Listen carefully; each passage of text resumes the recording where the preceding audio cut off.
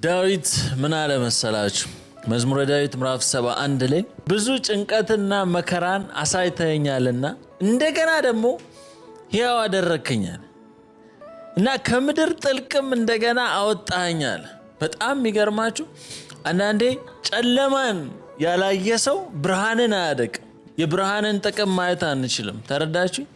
በህይወታችን አንዳንዴ እግዚአብሔር እንደዛ አይነት ከባድ የሆነ ሁኔታ ውስጥ የሚያሳልፈን አሁን ያለንን ነገር አፕሪሺየት እንድናረገው ነው። ስለዚህ በህይወታችን የትኛውም አይነት ሁኔታ ውስጥ ያለፈን ያለን ሰዎች ነገ ካለፍነው በኋላ እግዚአብሔርን የሰጠንን ደስታ፣ እግዚአብሔር የሰጠንን ነገሮች አፕሪሺየት እናረጋለን ወይም ደግሞ እግዚአብሔርን እናመሰግነዋለን።